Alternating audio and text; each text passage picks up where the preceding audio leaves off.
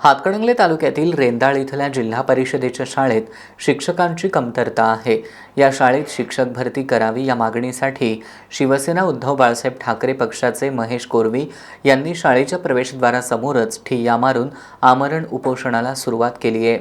हातकणंगले तालुक्यातील रेंदाळ इथल्या मानेनगरमध्ये असणाऱ्या जिल्हा परिषदेच्या शाळेत 1ली ते 5वी पर्यंतचे 5 वर्ग असून सध्या 3 शिक्षकांवरच या शाळेतील विद्यार्थ्यांना अवलंबून राहावं लागतंय।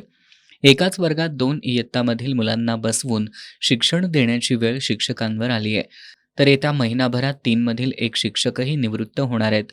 शिक्षकांच्या कमतरतेमुळे विद्यार्थ्यांच्या शिक्षणावर परिणाम होत असल्यानं शिवसेना उद्धव बाळासाहेब ठाकरे पक्षाचे महेश कोरवी यांनी या शाळेतील 5 वर्गांसाठी 5 शिक्षकांची भरती करावी या मागणीसाठी शाळेच्या प्रवेशद्वारासमोरच ठिय्या मारून आमरण उपोषणाला सुरुवात केली आहे।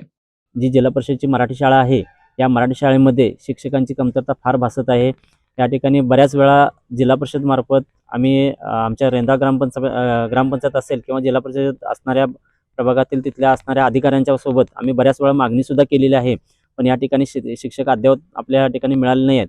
त्याच पद्धतीनं या ठिकाणी 1ली ते 5वी पर्यंतचे जे वर्ग आहेत, हे वर्ग ह्या ठिकाणी शिक्षक नसल्यामुळे एका वर्गामध्ये 2-2 पटाची मुलं आम्ही या ठिकाणी बसवत आहोत आणि शिक्षक बाहेर नसल्यामुळे या ठिकाणी मुलंसुद्धा या ठिकाणी पालक लोक या ठिकाणी मुलं या शाळेमधील घेऊन बाहेरच्या शाळेमध्ये खाजगी शाळेमध्ये घालत आहेत। खरोखरच ही शाळा अत्यंत चांगली आहे। या ठिकाणी मुलांचं वारंवार या ठिकाणी जिल्हा परिषदला असेल किंवा तालुका पंचायतला असेल चांगल्या ठिकाणी या ठिकाणी मुलांचे नंबरसुद्धा येतात आणि गोरगरिबांची शाळा आहे ही। या शाळेमध्ये जे शिक्षक आहेत ते शिक्षक या ठिकाणी आम्हाला लवकरात लवकर मिळावेत आणि ही शाळा पूर्णपणे पहिल्यासारखी भरावी हीच आमची या इथल्या ठिकाणी आमच्या सदस्यांच्या मार्फत ग्रामपंचायत सदस्य गजानन वांगडे असतील, तसेच उषा चौगले असतील, तसेच मी महेश कोरवी स्वतः, त्याच पद्धतीनं सरपंच, उपसरपंच आणि मी सर्वच रेंदाळमधील आमचे जी बॉडी आहे या सर्वांच्या वतीनं आमच्या या ठिकाणी मागणी आहे की या ठिकाणी शिक्षक लवकरात लवकर मिळावेत आणि आमची शाळा पूर्ववत व्हावी आणि जोपर्यंत शिक्षक मिळत नाहीत तोपर्यंत आम्ही हे उपोषण चालूच ठेवणार।